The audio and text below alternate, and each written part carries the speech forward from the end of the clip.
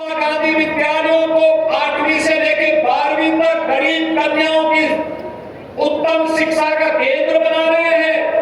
Basic शिक्षा परिषद में भी एनसीईआरटी के ही पाठ्यक्रम को लागू कर सके, ये कार्यक्रम अलग अलग स्टेज पे आगे बढ़ रहे हैं। नेशनल एजुकेशन की व्यवस्था हो, स्किल डेवलपमेंट की व्यवस्था हो, पूरे शिक्षकों के आवासीय व्यवस्था हो। इस कार्यक्रम को लेकर के हम इस अभियान को लेकर के बढ़ने जा रहे हैं। आज उत्तर प्रदेश ने शिक्षा में आमूलचूल परिवर्तन करके देश की एक बड़ी अर्थव्यवस्था के रूप में अपने आप को स्थापित किया है। और बहनों और भाइयों, इस दिशा में आज उत्तर प्रदेश तेजी के साथ आगे बढ़ा है।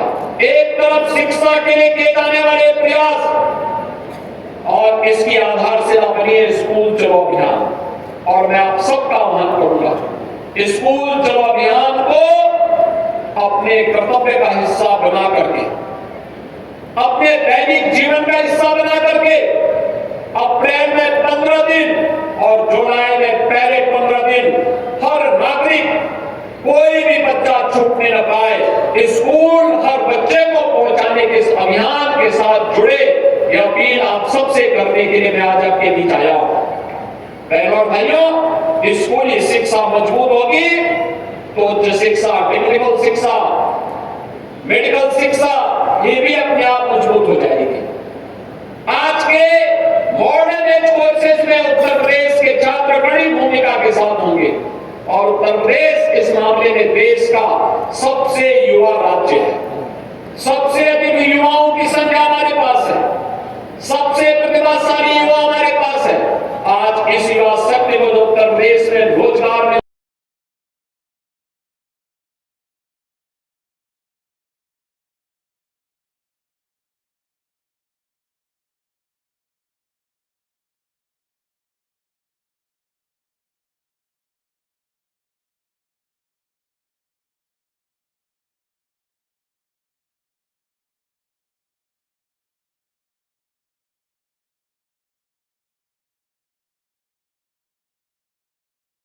हमें मालूम है दंगा करेंगे तो दुष्परिणाम क्या होगा। बाप दादों ने जो कमाई की होगी वो अभी एक झटके में सरकार जब्त करके गरीबों में बंटवाने का काम कर रही है। और इसीलिए आज मैं आपके पास आया आपसे कहने, आज बरेली विकास के पथ पर अग्रसर हुआ है, इंफ्रास्ट्रक्चर का नया मॉडल दे रहा है।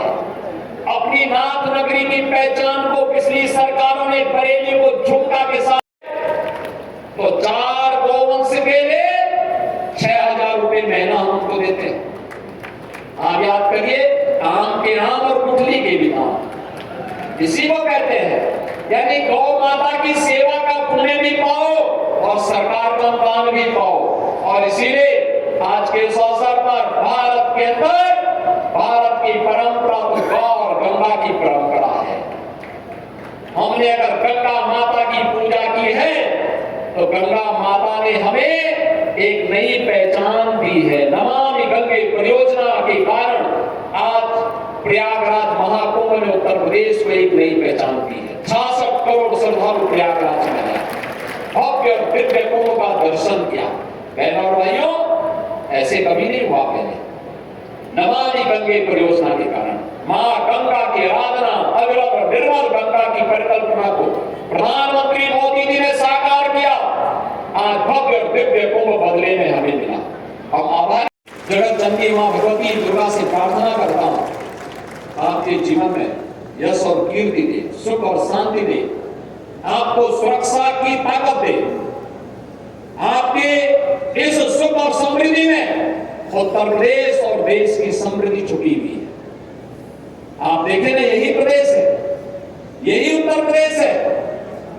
2017 के पहले बीमारू राज्य माना जाता था, आज बीमारू नहीं, ये देश की विकास का, विकसित भारत का एक ग्रोथ इंजन बनकर उठ रहा है।